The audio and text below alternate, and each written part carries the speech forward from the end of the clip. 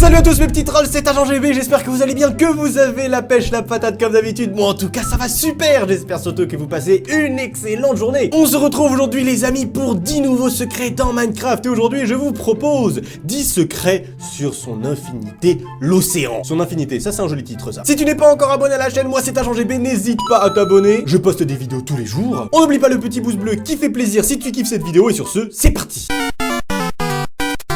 Bon alors, oui, je sais, on n'est pas sur un biome océan, mais j'ai cherché pendant 20 minutes et impossible d'en trouver. Mais il y a plein de petits trucs très intéressants sur l'océan que vous ne saviez certainement pas, dont plusieurs qui, comme moi je pense, vont vous faire exploser le cerveau. Et on va commencer très fort. Saviez-vous qu'il y avait des températures dans Minecraft? Et oui, par exemple, saviez-vous que le void, le vide en dessous de la bedrock, avait une température de 0? Et l'océan, lui aussi, a une température. Alors, vous vous attendez à quoi? 22 degrés, 30 degrés, voilà, une jolie petite baignade?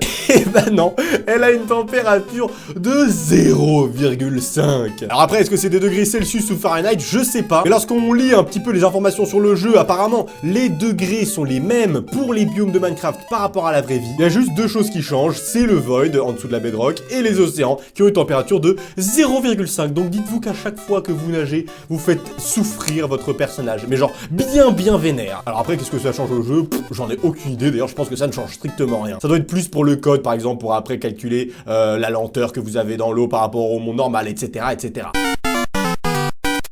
On continue dans les informations très intéressantes. Ah non, je peux vous dire que ce top 10, ça a beau être seulement sur l'océan, entre guillemets, il y a vraiment plein de choses intéressantes. Alors, comme vous savez, dans Minecraft, voilà, il y a des océans, il y a parfois aussi des petites flaques, des petits lacs, voilà, des océans très profonds, parfois aussi des flaques que vous pouvez trouver au milieu des forêts. Mais vous n'aviez jamais remarqué qu'il n'y avait jamais de flaques dans les zones un petit peu surélevées? À chaque fois, les flaques, c'est par exemple des endroits qu'on peut trouver ici, voilà, bon, là, ici, c'est pas fermé, mais des zones toujours un peu ici. Vous ne trouverez jamais de flaques dans les airs. Et c'est pareil pour les montagnes. Pourquoi est-ce qu'il n'y a jamais de flaques d'eau dans les montagnes? Sauf pour les extreme hills, ça c'est un truc un peu différent. Eh bien c'est tout simplement parce que le code du jeu a prévu une petite règle. Cette règle c'est tout simplement que vous ne pourrez jamais, et je dis bien jamais, trouver de l'eau à une surface supérieure à Y égale 63. Regardez ça, je suis à la limite. Et oui, il y a une règle qui dit que l'eau ne pourra jamais dépasser les Y égale 63, sauf dans le cadre, évidemment, de biomes bien spécifiques, où pour le coup,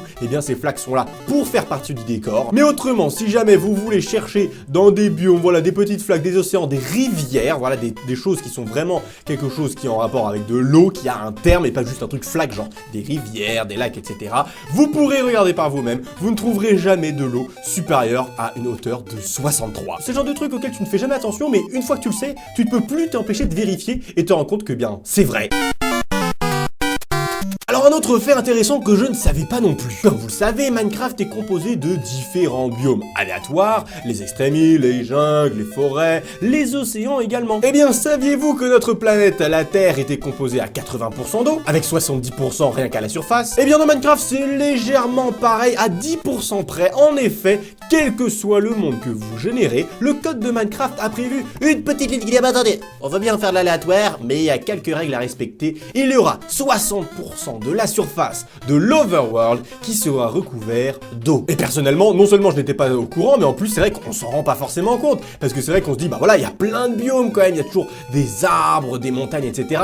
Mais c'est vrai que si jamais vous tombez sur un vrai biome océan, vous vous rendez compte que cet océan est vraiment immense. Et c'est pour ça que lorsque vous cumulez toute la surface de tous les océans et de l'eau en général, vous obtenez 60%. Alors lorsque vous êtes dans un océan, vous pouvez parfois tomber sur des petites îles comme celle-là, parfois complètement aléatoires. Eh bien saviez-vous que ces petites îles ont des particularités assez, assez flippantes? Je pense même que ces petites îles seraient hantées. En effet, pour des raisons assez bizarres, assez obscures, dont on ne connaît pas vraiment l'origine, seuls les mobs hostiles peuvent apparaître sur les îles au milieu des océans. Vous ne croiserez jamais de mobs passifs, comme des vaches, des cochons, etc. Alors pourquoi cela? J'en ai aucune idée. Mais en tout cas, si jamais vous êtes perdu au milieu de l'océan et que vous voulez vous réfugier sur une petite île abandonnée, eh bien je vous conseille de déguerpir très vite ou de prier pour trouver un petit peu d'herbe pour vous faire des champs de blé, parce que sinon vous allez être non seulement très embêté la nuit, mais en plus vous ne vous trouverez jamais de petits compagnons à quatre pattes. RTC, c'est triste.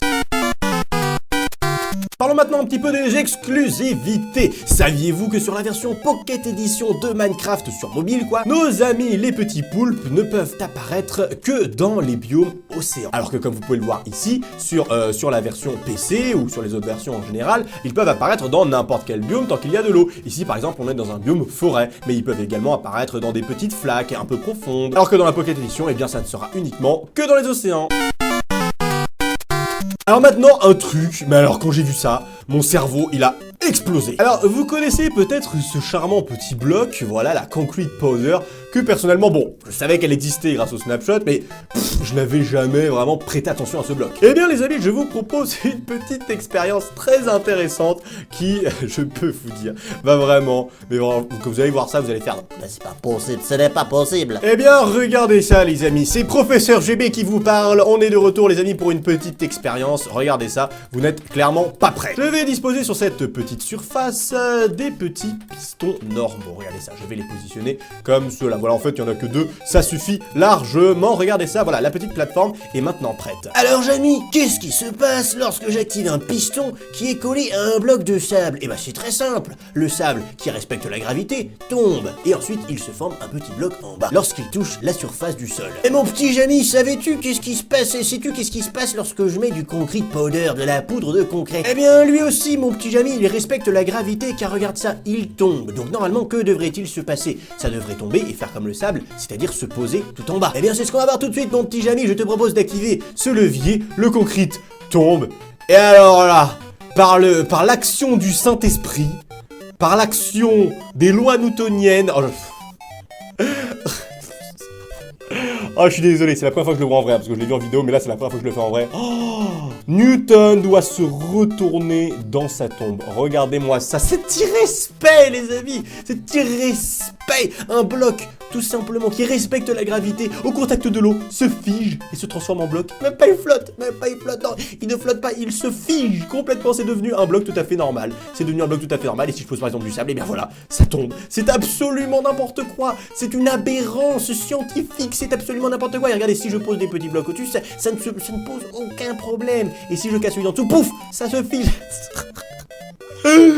Oh mon dieu, c'est n'importe quoi. Et c'est évidemment avec n'importe quelle couleur, hein, bien évidemment, ça marche à chaque fois. C'est simplement le bloc en fait qui a des petites capacités assez spéciales. Donc voilà, l'océan est tout simplement magique, hein. Le biome océan est un biome, enfin le biome océan, l'eau est tout simplement magique, car effectivement elle transforme des blocs en blocs solides qui en plus flottent à la surface. Oh, c'est absolument épique. Parlons maintenant un petit peu de la version console. Saviez-vous que dans la version console, c'était un biome océan qui bordait les mondes lorsqu'ils avaient une limite? Voilà, bon en soi c'est pas forcément intéressant à savoir, mais voilà, c'est un petit fait que vous ne saviez peut-être pas sur l'océan. Alors maintenant, il s'agit d'une petite information intéressante. Saviez-vous que lorsque vous étiez dans le biome océan, et même dans de l'eau profonde en général, regardez ça, je vais mettre mon FOV, il est où mon FOV? FOV, voilà, regardez ça. Je mets mon FOV à, on va le mettre à 100.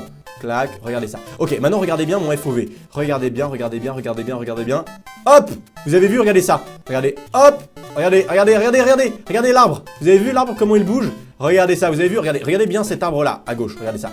Je me soulève, hop, ça bouge. Regardez ça, vous avez vu, ça bouge. Pourquoi cela? En fait, c'est très simple, c'est tout simplement parce que Minecraft, Mojang, dans un souci, de réalisme, a fait en sorte que lorsque vous êtes dans l'eau, votre FOV se réduit de 10. Et le fait de réduire le FOV de 10 fait tout simplement se déplacer, fait que votre environnement va se déplacer entre guillemets dans le jeu à cause de cela. Regardez ça. Si je réduis mon FOV de 10, que je passe à 90, regardez ça, pouf, mon arbre se retrouve ici alors qu'il était là précédemment. Eh bien, c'est exactement la même chose qui se passe dans l'eau. Tout cela pour un principe de réalisme. Ah ouais, c'est des sacrés ingénieurs chez Mojang, ils sont très forts.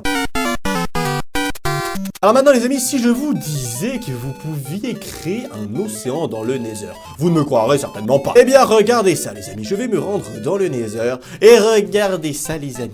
Sous vos yeux ébahis, une fois que tout le monde aura chargé, regardez ça, je vais créer sous vos yeux ébahis un océan. 3, 2, 1... ça marche pas. C'est gênant. Haha, vous croyez sérieusement que je suis un noob de Minecraft et que je ne savais pas que l'eau fondait dans le Nether? Eh bien les amis, il est maintenant temps de mettre un terme à ce mythe. Et maintenant sous vos yeux ébahis, je vais créer un océan. Regardez ça les amis, je vais créer une petite piscine, voilà, regardez ça. Moi j'ai envie les amis, voilà, de me faire une petite piscine dans le Nether. Voilà, je vais me faire une petite piscine, voilà, de 3 de large, voilà, comme ça, pourrait bien me faire un petit coin cosy. Donc là je vous vois venir, vous êtes déjà devant votre écran en train de vous dire Mais c'est impossible parce que l'eau, ça ne marche pas dans le Nether. Tout le monde sait ça. Eh bien attention les amis, sous vos yeux ébahis. 3, 2, 1. Tadam! Regardez ça les amis, je me suis créé une petite piscine dans le Nether sans aucune pression. Et regardez ça, c'est de la vraie eau, hein. Attention, il n'y a pas de foutaise. Regardez ça les amis, est-ce que je suis vraiment le dieu du badass ou pas? Je suis en train de me baigner dans le Nether, hein. Est-ce que vous avez déjà vu ça? Non, je ne crois pas. Bon bref, je m'emporte. En tout cas voilà les amis, vous pouvez créer une petite piscine dans le Nether. Alors maintenant, Comment est-ce qu'il faut faire? comment faut-il faire plutôt? Parlons français, s'il vous plaît. Eh bien tout ce que vous avez à faire, c'est tout simplement d'utiliser la commande. Regardez ça, je me suis pas mal cassé les doigts, hein, parce que ça prend du temps. Bref, regardez ça, vous utilisez la commande /7bloc en fait, et ensuite vous pouvez appuyer sur tab, voilà, pour afficher les coordonnées du bloc que vous visez, et ensuite vous avez juste à placer, eh bien, de l'eau, water, et tadam, vous avez un magnifique bloc d'eau qui se pose sous vos yeux ébahis, et après vous pouvez construire, bah, si vous êtes vraiment chaud, vous pouvez remplacer tous les blocs par de l'eau, mais bon, après ça, il faut une commande spéciale pour faire une zone entière, mais voilà, si vous voulez faire du bloc par bloc, eh bien, ça vous permet de faire une petite piscine, voilà, comme cela, et moi, je suis bien, voilà, je suis au frais, et je trouve que ce bleu, dans cet océan d'orange, de rouge et de jaune, je trouve que ça rend très bien. Je suis très fier de ma petite piscine. Et pour finir, saviez-vous que l'eau avait auparavant une ancienne texture? C'est la texture que voici. Et c'est vrai que la nouvelle texture est quand même un peu plus sympathique à regarder, parce que c'est vrai que les anciennes textures, on avait vraiment l'impression que c'était des blocs d'eau, quoi. Vraiment, aucune harmonie. Mais bon, ça avait son charme. Du coup, voilà les amis, c'est tout pour ces 10 choses que vous ne saviez peut-être pas sur l'océan, et même un petit peu l'eau en général. J'espère que ça vous a plu, en tout cas, si c'est le cas, bien n'oublie pas de t'abonner si ce n'est pas déjà fait pour m'aider à atteindre les 900 000 abonnés. Je vous réserve d'ailleurs une grosse surprise à cette occasion. On n'oublie pas le petit pouce bleu qui fait plaisir et qui m'aide beaucoup, voilà, pour me motiver à vous sortir des vidéos quotidiennement, parce que c'est du travail, hein, vous vous rendez pas compte, mais c'est du travail, mais ça me fait plaisir tant que j'ai du soutien de votre part, donc je compte sur vous. Sur ce les amis, je vous souhaite de passer une excellente journée, soyez heureux, souriez, et moi je vous donne rendez-vous demain pour une nouvelle vidéo. D'ici là, portez-vous bien, high five!